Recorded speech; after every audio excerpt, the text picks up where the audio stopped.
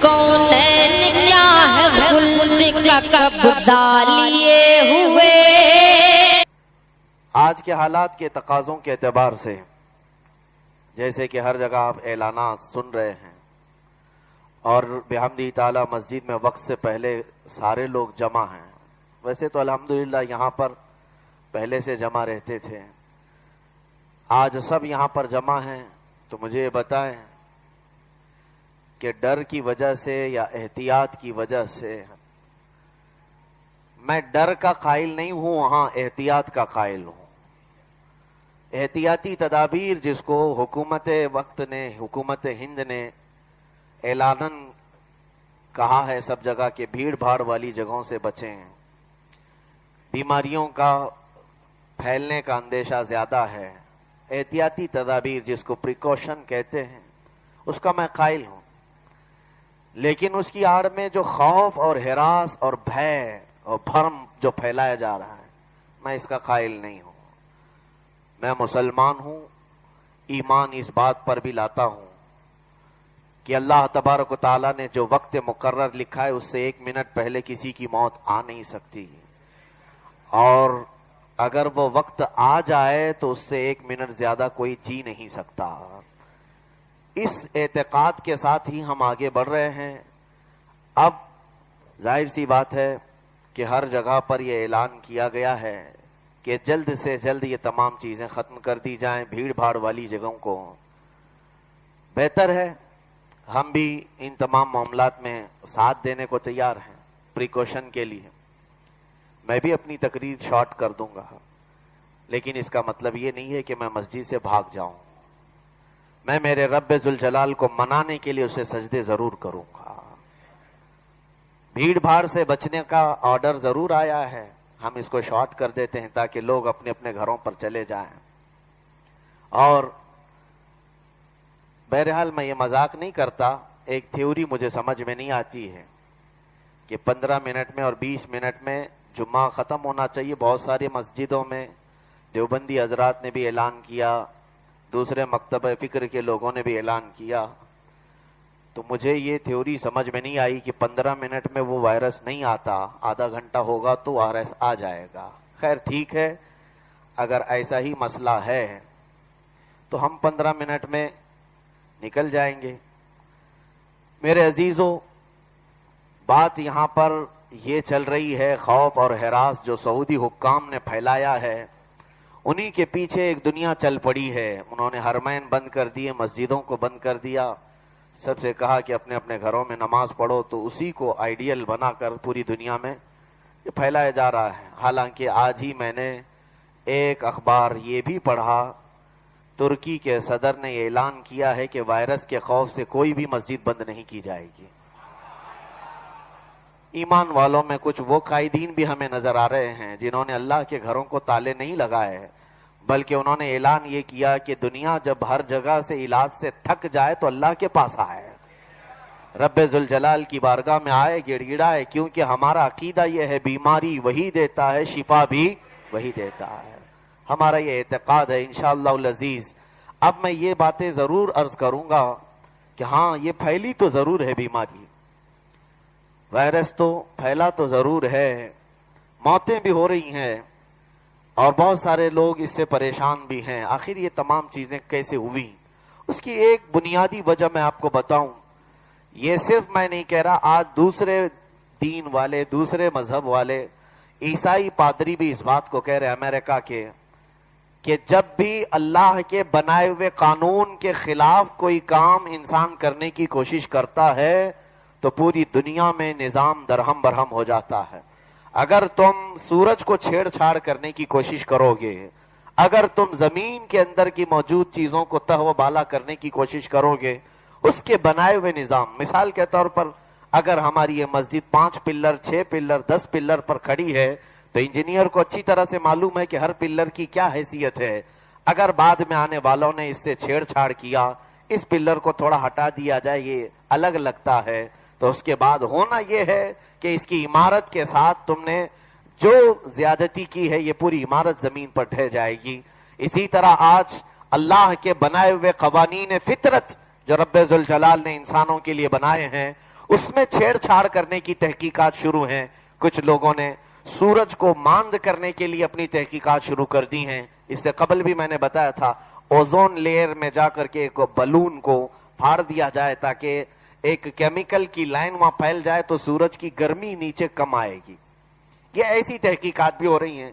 China کے متعلق یہ تحقیقات بھی ہے کہ وہ ڈپلیکیٹ ایک بہت بڑی لائٹ پیدا کرے گا تاکہ رات کو بھی اجالے میں تبدیل کر دیا جائے. اللہ کی تخلیق کا کوئی مثل ہو نہیں سکتا. ہالینڈ والوں نے مصنوعی پہاڑ بنانے کی کوشش کی. پورے ہالینڈ میں, نیدرلینڈ میں پہاڑ نہیں تھے.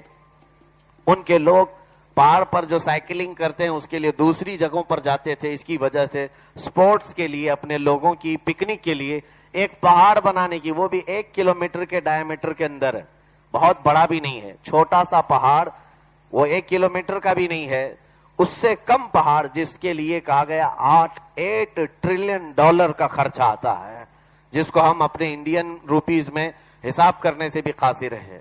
اتنی بڑی اماؤنٹ وہ لوگ خرچ کریں گے جس میں 20 سال لگیں گے. تحقیقات میں نے پڑھی تھی. بہرحال اس پر عمل ہوا نہیں ہوا الگ بات ہے. تم ایک پہاڑ چھوٹا سا پکنک کے لیے بنانا چاہو گے تو پورے ملک کی آمدنی تمہیں لگانی پڑتی ہے.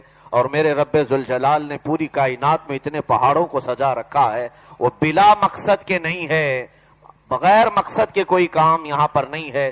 اب آئی بات, بعض محققین نے یہ بھی کہا کہ اللہ تعالیٰ نے قرآن میں فرمایا وَرَزَقْنَاهُم مِّنَ الطَّيِّبَاتِ, ہم نے ان کو پاکیزہ چیزوں سے رزق دیا ہے. کُلُوا مِن طَيِّبَاتِ مَا رَزَقْنَاكُمْ, ہم نے جو تمہیں رزق دیا ہے اس میں سے پاک چیزیں کھاؤ. اللہ نے جب حکم فرمایا پاک چیزیں کھاؤ, میاں ایک کار بنانے والا ہی تو جانتا ہے کہ پیٹرول سے چلے گی کہ کس سے چلے گی. اگر تم اس گاڑی کو خرید کر لا کر یہ سوچو کہ نہیں میں اس کو سرسوں کے تیل سے چلاؤں گا, اس گاڑی کا کیا ہونا ہے؟ اس سے پوچھو جس نے گاڑی بنائی ہے کہ کس چیز سے چلے گی. اللہ نے جب قرآن پاک میں یہ ارشاد فرمایا حلال اور پاکیزہ چیزیں تم کھاؤ, تمہاری طبیعت اسی انداز کی بنائی گئی ہے. لیکن کیا اس چیز پر آج انسانیت باقی رہی؟ یہ جہاں سے وائرس پھیلا یہ اس قوم سے پھیلا ہے جہاں چوہے بھی کھاتے ہیں, بلیاں بھی کھاتے ہیں, کتے بھی کھاتے ہیں, ساری چیزیں کھا لیا انہوں نے, کوئی چیز باقی نہیں رکھی. حتیٰ کہ زہریلے جانوروں کو بھی انہوں نے ساری چیزیں اپنی غذا بنا لی. یہ قانون فطرت کے خلاف ہے, اللہ رب العزت کی بنائے ہوئے قوانین کے خلاف ہے. جب قانون فطرت کے خلاف بندے کرتے ہیں تو وہ اللہ کے عذاب کو دعوت دیتے ہیں, نظام درہم برہم ہو جائے گا. اس لیے میں یہ ایک دعوت ضرور دوں گا کہ اے دنیا والوں, تمہیں اسلام قبول نہیں کرنا ہے وہ الگ مسئلہ ہے, کیونکہ اسلام فورسیبل کسی کو نہیں داخل کرتا. لا اکراہ فی الدین, دین میں کوئی زور زبردستی نہیں ہے. لیکن کم از کم میرے مقدس دین اسلام کے قوانین پڑھ کے تو دیکھ لو, عمل کر لو. بعد میں اسلام لانا نہ لانا وہ آپ کی ذمہ داری ہے. میں یہ چیلنج کرتا ہوں, اللہ کے بنائے ہوئے قوانین پر جو چل پڑا انشاءاللہ العزیز پوری زندگی بھر وہ عذاب الہی سے محفوظ رہے گا, وہ پکڑ سے محفوظ رہے گا. عزیزان گرامی وقار, خوف اور ڈر کے ماحول میں اللہ تبارک و تعالیٰ کی طرف پلٹ آنا چاہیے. آج میں یہاں پر ضرور آپ تمام حضرات کو یہ بیداری مہم کے طور پر بھی ضرور اعلان کرنا چاہوں گا کہ تمام چیزیں پریکوشن کے لیے حکومت ہند جو کچھ بھی اقدامات کر رہی ہے اس کا ساتھ دیں. بیماریوں کے روک تھام کے لیے انہوں نے جو کچھ بھی اقدامات کیے ہیں ساتھ دیں, میں اس کے خلاف نہیں جا رہا ہوں. لیکن یہ سمسیا کا حل نہیں ہے, یہ مسئلے کا حل نہیں ہے کہ جس طرح لوگوں کو قید و بند میں رکھ دیا جائے, اس کا جلد سے جلد کوئی حل نکالا جائے. ہماری یہ ریکویسٹ ہوگی کہ ان بیماریوں کے روک تھام کے لیے لوگوں میں اویئرنیس, بیداری لائی جائے اور انہیں ڈرایا نہ جائے, خوف کے ماحول میں نہ جئیں. اس لیے کہ کئی کمزور دل لوگ ایسے ہیں, کئی کمزور دل لوگ ایسے ہیں جو صرف تیز آواز سے بھی ڈر کر کے بے ہوش ہوتے ہیں, کیونکہ سارے انسانوں کی طبیعت ایک طرح کی نہیں. اس طرح کے خوف کے ماحول میں اگر کوئی اپنے اوپر بہت زیادہ خوف کو مسلط کیا تو ہو سکتا ہے وہ ہارٹ اٹیک سے چلا جائے. اس لیے ڈر کا ماحول نہ پیدا کیا جائے, ڈر کا ماحول نہ ہو. اب میں کیا عذاب الہی اس سے پہلے آئے تھے تو اس کے متعلق کیا کیا اقدامات اسلام نے کیے. پہلے طاعون کی بیماری پھیلتی تھی بہت تیزی سے, پلیگ جس کو کہتے ہیں, علاج ہی نہیں ہوتا. ادھر صبح علاج کے لیے بیٹھے ہیں, شام تک 10,000 لوگوں کے مرنے کی خبر آتی تھی. اتنی تیزی سے موت ہوتی ہے ایک شہر میں پلیگ کی بیماری. اور بعض کے محققین نے بعد میں بہت دنوں کے بعد تحقیق سے یہ بتایا کہ چوہے کے پیٹ سے نکلتی ہے کوئی بیماری. بہرحال پلیگ اور طاعون کی وبائی بیماریاں پہلے بھی آئیں, سیدنا عمر فاروق رضی اللہ تعالیٰ عنہ کے زمانے میں بھی آئی. تو آپ نے صحابہ اکرام کو جمع کیا اور مشورہ کیا کہ کیا کیا جائے. سارے صحابہ نے کہا کہ سارے لوگوں سے کہیں کہ مسجدوں میں جمع ہو جائیں اور توبہ و استغفار کریں.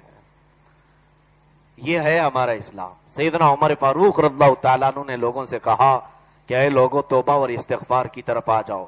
عذاب کی نشانیاں میں اگر بتاؤں تو آپ کو سمجھ میں آ جائے گا. 2019 اور 2020 یہ جو 2 سال ہمارے نظر آ رہے ہیں میرے عزیزوں, یہ کوئی ہنسنے اور کھیلنے کا وقت نہیں ہے, یہ کوئی مزے اڑانے کا اور عیش کرنے کا وقت نہیں. اگر تحقیق کے ساتھ تم پڑھو گے اور معلوم کرو گے کہ اللہ کے عذاب کی نشانیاں کیا ہیں تو سمجھ میں آ جائے گا کہ آج ہمارا مولا ہم سے ناراض ہے. آج رب ذوالجلال روٹھا ہوا ہے, خفا ہے. کیسے؟ میرے آقا صلی اللہ علیہ وسلم فرماتے ہیں دیکھنا کہ اگر چاند کو گرہن لگ جائے تو اللہ ناراض ہے. دیکھنا کہ اگر سورج کو گرہن لگ جائے, سورج گرہن جانتے ہیں نا, سورج گرہن, سورج کالا پڑ جاتا ہے, کئی سالوں میں ایک بار ہوتا ہے. چاند گرہن, سورج گرہن, یہ اللہ کے عذاب کی نشانیاں ہیں. میرے آقا نے فرمایا جب سورج کو گرہن لگ جائے, چاند کو گرہن لگ جائے تو سارے لوگ مسجد میں آئیں. جماعت سے نماز پڑھنے کا حکم ہے. کون سی نماز ہے؟ نماز کسوف, نماز خسوف. اس کے متعلق تو لوگ جانتے بھی نہیں ہوں گے. یہ بھی نمازیں 5 وقتہ نمازوں کے علاوہ یہ بھی نماز ہے کہ لمبی قرات کی جائے اتنی دیر تک کہ جتنی دیر تک وہ گہن لگا ہوا ہو چاند کو یا سورج کو, اتنی دیر تک لمبی نماز قرات کے ساتھ پڑھی جائے, بلند آواز سے امام پڑھتا رہے اور مقتدی بھی پڑھتے رہے. یہ نفل نماز ہے لیکن فرمایا گیا کہ اس کو اجتماعی طور پر پڑھی جائے, یہ نہیں کہ اپنے اپنے گھر میں پڑھیں. نماز کسوف ہے, نماز خسوف ہے, یہ اللہ کے عذاب کی نشانیاں ہیں کہ اس وقت بندہ جب روتا ہے تو مولا اپنے غضب کو ٹھنڈا فرماتا ہے. اس کے علاوہ عذاب کی نشانیوں میں سے یہ فرمایا گیا کہ رب تبارک و تعالیٰ ظالموں کو لوگوں پر مسلط کر دے گا. حاکم جو ہے ظالم بن جائیں تو سمجھ لینا کہ اللہ بندوں سے ناراض ہے. ظالم جیسے فرعون کو مسلط کیا, نمرود کو مسلط کیا, تو ان قوموں پر اللہ نے انہیں مسلط کیا تھا جو بہت ڈھیٹ تھی, نافرمان تھی, نبیوں کا مذاق اڑاتی تھی. ان قوموں پر اللہ نے فرعون اور نمرود جیسے ظالموں کو مسلط کیا. یہ اللہ کے عذاب کی نشانی ہے. بندوں سے جب وہ ناراض ہوتا ہے تو اس طرح مسلط فرماتا ہے. اور چوتھی نشانی یہ ہے کہ رزق میں سے برکتیں اٹھا لی جاتی ہیں, برکت ختم کر دی جاتی ہے. لوگ ہر جگہ روزی روٹی کے لیے پریشان ہو جاتے ہیں, قحط سالی کا وقت آنے لگتا ہے. یہ بھی اللہ کے ناراض ہونے کی علامت ہے, اس کے غضب کی نشانی ہے. اور 5ویں اور آخری چیز یہ ہے میرے عزیزوں, اور بھی بہت ساری ہیں, میں جو آپ کے ذہن کے مطابق میں نے اپنے ذہن سے جو عرض کرنی تھی وہ یہ ہے. اللہ اکبر, جب رب تبارک و تعالیٰ ناراض ہوتا ہے تو لوگوں سے عبادت کی توفیق چھین لیتا ہے. کیا بھی نہیں, عبادت کی توفیق بھی نہیں دی جاتی, سجدے سے اور نمازوں سے انہیں دور کر دیا جاتا ہے. کوئی یہ سمجھتا ہو کہ آج کچھ لوگوں نے مسجدیں بند کر دی ہوں, نہ, کس کی مجال ہے کہ اللہ کے گھر کو بند کرے. میں خادم ہوں یہاں کا, کوئی کمیٹی ہو وہ خادم ہے, آپ اللہ کے گھر کے خادم ہیں. اگر بند ہوئی ہے تو یہ سمجھ لینا کہ رب تبارک و تعالیٰ نے تمہیں توفیق نہیں دی اپنے گھر تک آنے کی. کہیں کی بھی مسجد ہو, میں اپنی مسجد کی بات نہیں کر رہا ہوں, تو عبادتوں کی توفیق چھین لینا یہ بھی اللہ کے غضبناک ہونے کی اور اس کے ناراض ہونے کی علامات میں سے ہے. اب میں نے یہ جو گنایا 5 علامتیں, چاند کا گرہن لگ جانا, سورج کو گرہن لگ جانا, ظالموں کا مسلط ہو جانا اور بے برکتی کا پھیل جانا, عبادتوں کی توفیق کا چھین جانا, اگر آپ اسٹڈی کر کے دیکھیں گے تو 2019 سے لے کر آج تک یہ ساری چیزیں ہو گئی. چاند کو گرہن لگ چکا ہے, ابھی چند مہینوں پہلے سورج گرہن بھی ہوا تھا, یاد ہوگا آپ کو, اور ظالموں کو مسلط کیا. ہر جگہ وہی ظالم بیٹھے ہوئے ہیں تختوں پر. اور پھر برکتوں کا چھن جانا, یہ تو ہم دیکھ ہی رہے ہیں. دیکھنا آج کے بعد یہ جو آرتھک مندی آئے گی, اکنامک کرائز آئے گا, اس کو تو یہ وائرس سے زیادہ تکلیف میں پڑ جائے گے لوگ. جو آج پوری دنیا، صرف میں ہندوستان کی بات نہیں کر رہا ہوں، پوری دنیا اس لپیٹ میں آئے گی. یہ تمام عذاب الہی کی نشانیاں ہیں کہ لوگ قحط سالی کے شکار ہو جائیں گے، بھوک مری، لوگوں کے پاس مال نہیں ہوگا، کھانے پینے کی چیزیں. میرے عزیزو، یہ تمام چیزیں میں تمہیں ڈرا نہیں رہا ہوں کہ ڈر اور خوف سے تم ایک دوسرے کو مارنے لگ جاؤ، پیسے جمع کرنے لگ جاؤ. میں یہ ضرور کہنا چاہوں گا کہ ان نشانیوں کو دیکھ کر اپنے گناہوں سے توبہ ضرور کر لو. اب وقت نہیں ہے تمہارے پاس عیاشی کرنے کا، رات بھر جاگ کر کے لوگوں کو چھیڑ خانی کرنے کا. اب وہ وقت نہیں رہ گیا کہ تمہارے ہاتھوں میں شراب کی بوتلیں ہوں اور رات بھر ناچ رہے ہوں. اے میرے جوان بچوں، یہ پارٹیوں کا وقت ہے. تمہارا رب تم سے خفا ہے اور وہ دیکھ رہا ہے تمہیں، اور ان حالات میں تم ننگے ناچو گے اسی کی کائنات پر، اسی کی زمین کو تم اپنے گناہوں سے لال کرو گے. آج یہ وقت ہے اسے منانے کا. یقیناً مولا قرآن میں یہ فرماتا ہے لا تقنطوا من رحمت اللہ. میں نے عذاب کی آیتیں بھی پڑھی ہیں، ابھی میں نے تقریر شروع کرنے سے پہلے عذاب کی آیت بھی پڑھی. اللہ فرما رہا ہے ہم ضرور عذاب چکھائیں گے، لیکن ساتھ میں نے یہ آیت بھی پڑھی ہے، اللہ فرما رہا ہے اللہ کی رحمت سے نا امید مت ہو، نا امید مت ہو. تمہارے گناہ بڑھ گئے ہوں گے ضرور، لیکن اس کی رحمت سے زیادہ نہیں بڑے ہوں گے. تمہاری نافرمانیاں بڑی تو ہوں گی، لیکن ایک بار اسے منانے کے لیے بندہ جب چل پڑتا ہے تو وہ معاف کرتا ہے. بخاری شریف کی حدیث ہے کہ ایک بندہ 100 لوگوں کو قتل کر کے نکلا تھا توبہ کرنے کے لیے. وہ حرم پاک جا رہا تھا، مقدس مسجد کی طرف جا رہا تھا اللہ کی بارگاہ میں جانے کے. بیچ راستے میں موت آ گئی، مر گیا بیچ میں. عذاب اور رحمت کے فرشتے دونوں آئے. عذاب والے کہہ رہے تھے کہ 100 لوگوں کا قتل کیا ہوا، اس کو اٹھا لے جائیں دوزخ میں. رحمت والے کہہ رہے تھے نہیں، توبہ کی نیت سے نکلا تھا. رب تعالیٰ نے فیصلے کے لیے جبرائیل کو بھیجا، زمین ناپ کر کے دیکھو کہ اگر یہ اللہ کے گھر سے قریب پڑا ہے تو اسے بخش دیا جائے. لوگ یہاں مسجد میں آنے سے رک رہے ہیں. اللہ کے گھر کے قریب آ کر کے مرا ہے تو اسے بخش دیا جائے. میں تو سمجھتا ہوں موت آنی بھی ہے تو اللہ کے اس رحمت والے گھر میں آ جائے، کیا فرق پڑتا ہے. کیونکہ بخاری شریف کی حدیث ہے، اللہ نے فرمایا ناپا گیا تو برابر بیچ میں پڑا تھا، نہ ادھر ہے نہ ادھر ہے، برابر بیچ میں. اپنے گھر سے جو نکلا وہ اللہ کے گھر سے بیچوں بیچ پڑا ہے. اب پھر اللہ تعالیٰ کی طرف جبرائیل امین نے دیکھ کر کے کہا مولا اب اس کے ساتھ کیا فیصلہ کیا جائے. اللہ نے فرمایا کہ دیکھو اس کا چہرہ کس طرف ہے. جب گر کے مرا ہے تو کس طرف چہرہ ہے، کیونکہ توبہ کرنے کے لیے جا رہا تھا نا، توبہ کرنے کے لیے جا رہا تھا. جبرائیل امین نے کہا مولا تیرے گھر کی طرف چہرہ ہے. فرمایا بخش دو، جنت میں لے جاؤ اسے. اللہ کے گھر کی طرف منہ کر کے پڑے تو اسے معاف کر دیتا ہے رب تعالیٰ. اور اگر کوئی اللہ کے گھر میں ہی بیٹھ کر اپنی جان سپرد جان افری کر دے تو میرا یقین ہے کہ مولا اسے جنت ضرور عطا فرمائے گا. خوف نہ کرو، ڈرو مت. اللہ تعالیٰ نے فرمایا ہے. اب میں ایک اور مفید بات آپ کو ضرور عرض کروں گا. میں بہت ہی اہم بات عرض کر رہا ہوں. پوچھا گیا رسول کریم صلی اللہ تعالی علیہ وسلم کی بارگاہ میں شہید کون ہے، تو شہید کی تعریف آپ جانتے ہیں جو اللہ کی راہ میں لڑتے لڑتے اپنی جان دے دیا. اب سنیے، ایک شہید تو ہم جانتے ہیں جو اللہ کی رضا کے لیے اپنی جان دے دیا، لیکن در مختار فقہاء کرام کی بڑی بڑی جماعتوں نے اور احادیث کی شرح کرنے والے محدثین نے شہیدوں کی اقسام بیان کی. ایک ہی شہید نہیں ہے، شہید کی اور بھی قسمیں ہیں. شہید کی اور بھی قسمیں ہیں. جو دیوار گر کر کے اس میں دب کے مرا وہ بھی شہید ہے، پانی میں ڈوب کر کے جو مرا وہ بھی شہید ہے. درد زخم میں وہ عورت جو بچے کے ولادت کے وقت اس کی اگر جان چلی گئی تو اس کو شہادت کا مقام ہے، وہ شہید ہے عورت. اس کے علاوہ جو اہم بات کرنی تھی، فرمایا گیا کہ طاعون کی بیماری یا وبائی بیماری جو پھیلی رہتی ہے، اچانک جو لوگ مرتے ہیں، اس وبائی بیماری میں اگر کسی کا انتقال ہو جائے ایمان پہ تو وہ بھی شہید ہے، شہادت کا مقام ہے. اب خوف تو نکل جانا چاہیے ہمارے دلوں سے، اب تو خوف ہمارے سینوں سے نکل جانا چاہیے. پریکاشن ضرور لو، آپ احتیاطی تدابیر ضرور کرو. اپنے ہاتھوں کو دھونے کا گورنمنٹ بار بار کہہ رہی ہے. اگر آپ 5 وقتہ نماز پڑھیں گے تو میں سمجھتا ہوں 15 مرتبہ تو تمہارے ہاتھ ویسے ہی دھوئے جائیں گے. بلکہ ہر بار تم وضو سے رہو، انشاءاللہ العزیز ہر بری چیز تم سے دور ہی رہے گی، کیونکہ اللہ فرماتا ہے یحب التوابین و یحب المتطہرین، اللہ توبہ کرنے والوں کو اور وضو کرنے والوں کو پسند فرماتا ہے۔ وضو کے ساتھ رہو، انشاءاللہ العزیز ان بیماریوں سے محفوظ رہیں گے۔ چھوت چھات والے معاملات نہ کریں، یہ ہمارے اسلام میں نہیں ہے۔ چھوت چھات والے معاملات نہیں ہیں کہ اس کو ٹچ نہیں کرنا ہے، اس کو نہیں پکڑنا ہے۔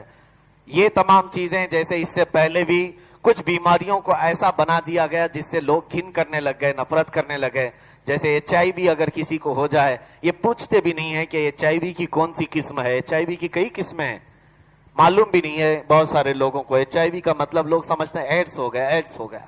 HIV کی اور بھی بہت ساری قسمیں ہیں، وہ صرف اور صرف برائیاں کرنے کی وجہ سے ہی نہیں ہے، اور بھی بہت سارے معاملات سے HIV پوزیٹیو ہوتا ہے۔ اور اس کے ساتھ جو معاملہ کیا جاتا ہے قوم میں، اللہ کی پناہ، کئی لوگوں کو یہ سننے میں ملا کہ لوگ ان کو نوکریوں سے نکال دیے، ان کو دکان پہ آنے سے منع کر دیے، ان کو اگر کسی نے کرائے پر رکھا تھا کرایہ دار نے نکال دیا، کرایہ لینے والے گھر والے نے نکال دیا۔ تو کیا وہ اللہ کی مخلوق ہے یا نہیں ہے؟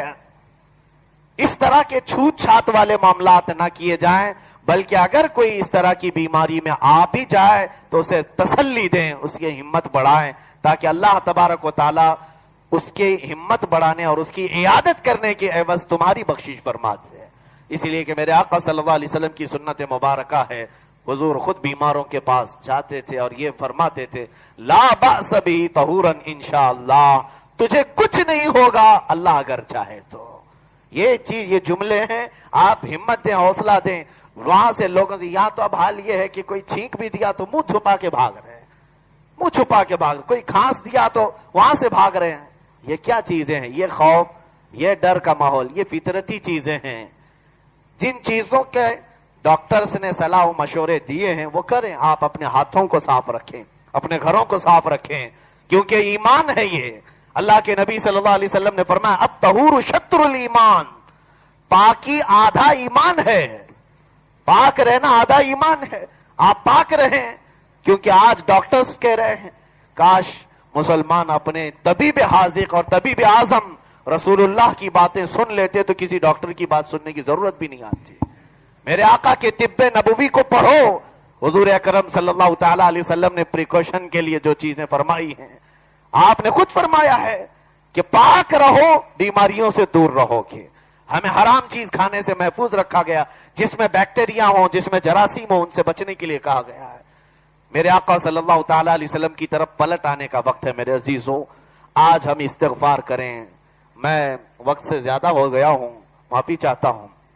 آپ کو اعلان کر کے بلایا گیا تھا، بہرحال اسی اعتبار سے ہم اپنی نمازیں ادا کرتے ہیں، لیکن انشاءاللہ العزیز امید ہے کہ ہمارے اتنے کراؤڈ میں، ہمارے اتنے مجمع میں اگر اللہ چاہے رب تبارک و تعالیٰ کا کوئی تو محبوب بندہ ہوگا۔ جہاں 40 لوگ جمع ہوتے ہیں ایک مومن کامل ہوتا ہے، اور جہاں 40 مومن جمع ہوتے ہیں فرمایا گیا ایک ولی ہوتا ہے۔ اور اتنے بڑے مجمع میں اگر اللہ کا کوئی بھی محبوب بندہ ہو، مجھے امید ہے کہ اس کی برکت سے مولا سب کو شفا نصیب فرمائے گا، ساری پریشانیاں ختم ہو جائیں گی۔ اس لیے ہم چاہتے ہیں کہ اس اجتماع کو، یہ جو مجمع ہے، اس کو ہم جلدی سے جلدی چھانٹ کر یہ ڈر کر کے نہ جائیں، بلکہ ایک بات میں بتا دوں، حضرت عبداللہ ابن مبارک رضی اللہ تعالیٰ عنہ حج کے لیے گئے تھے، خانہ کعبہ کا طواف کرتے کرتے آپ کو نیند آ گئی، تو فرشتوں کی باتیں آپ نے سنی، بڑے ولی تھے، فرشتے یہ کہہ رہے تھے اس سال معلوم ہے 6 لاکھ لوگوں نے حج کیا، لیکن اللہ نے صرف 6 لوگوں کا حج قبول کیا، باقی سب کا حج رد ہو گیا۔ عبداللہ ابن مبارک جیسی ہی سنے دھاڑے مار مار کے رونے لگے، بہت رویا، پتہ نہیں ان 6 میں میرا کہاں سے نام آئے گا، بہت روئے روئے، شام ہو گئی، آپ کو پھر آنکھ لگی، 2 فرشتوں کی باتیں پھر آپ نے سنی، فرشتہ دوسرے سے کہہ رہا تھا پتہ اس سال 6 لاکھ لوگوں نے حج کیا، اللہ نے پہلے صرف 6 ہی لوگوں کے حج کی قبولیت کا اعلان فرمایا تھا، مگر اس کے حاجیوں میں ایک بندے نے اتنا رویا کہ اس کی وجہ سے اللہ نے 6 لاکھ کا حج قبول کر لیا۔ کوئی ایک تو ہو جو آہ کرے دل سے، اللہ رب العزت کی بارگاہ میں اگر اس کی آہ پہنچی تو مولا تعالیٰ اپنے غضب کو ضرور ٹھنڈا فرمائے گا۔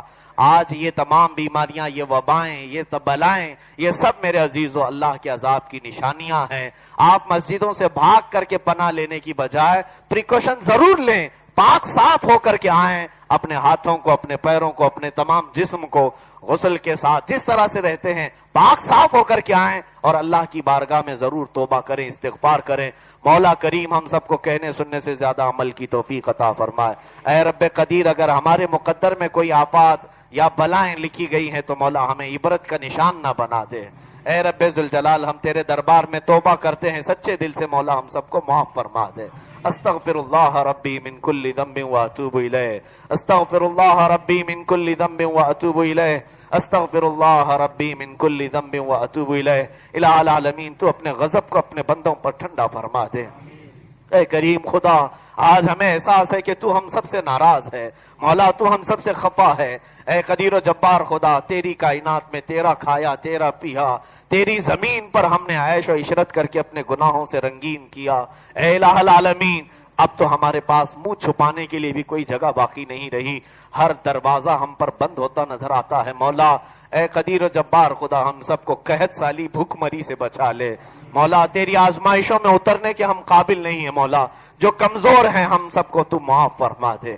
ہے رب ذوالجلال، گناہوں سے ہمارا وجود پورا رنگین ہے، پیر کے ناخن سے لے کر سر کے بھال تک کوئی جسم کا حصہ ہم نے گناہوں سے، دھبوں سے نہ بھرا ہوگا، بلکہ ہر جگہ بھری ہوئی ہے۔ الہ العالمین، لیکن ایک ہی تو سوال ہے تیرے دربار میں، تجھ سے جو منہ چھپائیں تو کریں کس کے سامنے؟ مولا تیرے دربار کو چھوڑیں تو پھر جائیں کس دربار میں؟ یہاں اگر بخشش نہ ہوگی تو پھر کون ہمیں معاف کرے گا؟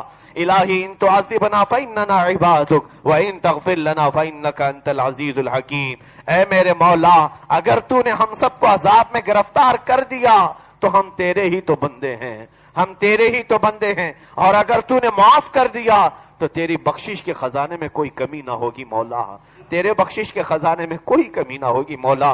ہے رب ذوالجلال، اس آفات و بلا اور جو پھیلی ہوئی بیماریاں ہیں ان سب کو تو اپنے زمین سے دور فرما دے، پورے عالم اسلام کو تو امن و امان عطا فرما۔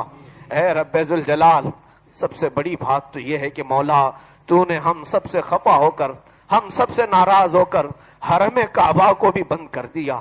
ہے مولا، تیرے حبیب پاک کی جالیاں زائرین کے لیے آج بند ہو گئیں، کس کی مجال ہے کہ وہ حرمین کو بند کر سکے؟ مولا ہمارا تو یہ وجدان ہے، تو نے خود بندوں کو دور کرا ہے۔ اے قدیر و جبار خدا، ہم معافی طلب کرتے ہیں، توبہ کرتے ہیں مولا، اگر حرمین ہمارے گناہوں کی وجہ سے بند ہیں تو پھر سے تو کھول دے۔ اے الہ العالمین، تیرے کعبے کے سامنے گڑ گڑانے کا مزہ ہی کچھ اور ہے مولا۔ میرے آقا نے اپنا سینہ کعبے سے لگایا، اپنا چہرہ کعبے سے لگایا، اور کبھی غلاف کو سر پر اوڑھتے تھے، اور فرمایا جیسے بچہ بلک بلک کر اپنی ماں سے چمٹتا ہے، خانہ کعبہ سے لوگ چمٹ کر کے جب دعا کرتے ہیں تو مولا معاف کرتا ہے۔ آج وہ کعبہ اکیلا زمین پر کھڑا ہے، کوئی قریب میں طواف کرنے والا موجود نہیں رہ گیا۔ اے رب ذوالجلال، کیا یہ قیامت کی بڑی نشانیاں ہیں؟ اے خلاق العالمین، ہم سب کے لیے تو حرمین کے راستے کشادہ فرما دے۔ الہ العالمین، ہمارے بزرگان دین نے یہ فرمایا ہے، دنیا سے جب بندہ تھک جاتا تھا اور تمام گناہوں سے عاجز ہوتا تھا تو مدینے کا سفر کرتا، اور میرے آقا کے قدموں میں بیٹھ کر کے انہیں اپنے غم کی داستان سناتا تھا، اور روتے روتے لوگ یہ تمنا کرتے کہ آقا یہیں سے ہمارا جنازہ اٹھے، آپ کے قدموں میں بقی میں دفن ہونا نصیب ہو جائے، مگر مولا آج مدینے کے راستے بھی ہمارے لیے بند ہیں۔ پوری کائنات، پوری دنیا اس کے لیے تیرے دربار میں گڑ گڑا رہی ہے مولا، تیرے دربار میں رو رہی ہے۔ آج تو ہم فقیروں پر رحم فرما دے، ہم گناہگاروں پر تو رحم فرما دے۔ اے رب ذوالجلال، ہمارا تجھ پر یہ یقین ہے کہ تیرے چاہے بغیر دنیا میں پتا بھی نہیں ہلتا، اگر تو نہ چاہے تو ہم میں سے کسی کو بیماری آ نہیں سکتی، اور اگر تو نے چاہ لیا تو کوئی اس بیماری سے ہمیں روک بھی نہیں سکتا۔ اے الہ العالمین، تیرے حفظ و امان میں ہم آنا چاہتے ہیں، ہم سب کو اپنے امان میں جگہ عطا فرما دے، اپنے امان میں جگہ عطا فرما دے۔ ہمارے علاقے کے، ہمارے اس محلے کے ہر گھر کی تو حفاظت فرما۔ ہماری بیویاں، بچیاں، بہنیں، مائیں، عورتیں سب گھروں میں مولا تیرے دربار میں ہاتھ اٹھائی ہیں، آمین کہہ رہی ہے۔ مولا کسی بچے کی صدا سن لے، کسی بچی کی صدا سن لے، اور ان کی آمین کے صدقے ہم سب کے گناہوں کو معاف فرما دے۔ جو جوان بھٹکے تھے مولا دیکھ، آج ان کی آنکھیں بھی بھیگی ہیں مولا، آج ان کی آنکھیں بھی بھیگی ہیں، ان سب کے دلوں میں تو تبدیلی عطا فرما دے۔ جو تیری طرف پلٹنا چاہتا ہے مولا تو اسے پلٹا لے۔ الہی تو جو چاہے تو میل میرے دل کے دھلے، تو جو چاہے تو میل میرے دل کے دھلے، تو جو چاہے تو میل میرے دل کے دھلے۔ اے کریم خدا ہمارے دلوں کو تو آزاد کر دے، دنیاوی رغبتوں سے پاک فرما دے، گناہوں کے میل سے ہمیں آزاد کر دے۔ اے رب ذوالجلال، اس کورونا وائرس سے زیادہ گناہوں کا وائرس ہمیں لگا ہوا ہے، اے رب ذوالجلال ان گناہوں کی لت سے ہمیں بچا لے۔ اے خلاق العالمین، ان تمام وبائی بیماریوں سے ہم سب کی حفاظت فرما۔ الہ العالمین، بس اتنی التجا ہے، جس وقت اس زمین سے ہمارا جنازہ اٹھے مولا توبہ اور استغفار پر اٹھایا جائے، اس وقت تک تو ہمیں اس دنیا سے نہ اٹھا جب تک تو ہم سے راضی نہ ہو جا۔ مولا تیری ناراضگی میں ہمیں موت نہ عطا فرما۔ ربنا وآتنا ما وعدتنا على رسلك ولا تخزنا يوم القيامة انك لا تخلف الميعاد۔ وصلى الله تعالى على خير خلقه محمد وآله وأصحابه أجمعين برحمتك يا أرحم الراحمين۔